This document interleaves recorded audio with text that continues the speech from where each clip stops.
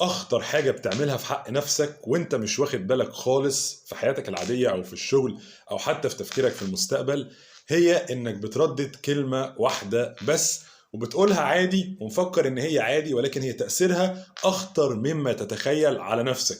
وهي تعتبر اكبر عدو ليك في انك تكسب فلوس، في انك تطور من شخصيتك، في انك تطور من تعاملك مع الناس وتطور في حياتك وتعيش سعيد ومبسوط. الكلمة دي هي حاجة واحدة بس، هي كلمة ما بعرفش، او مش هعرف، او مش عارف، او مستحيل.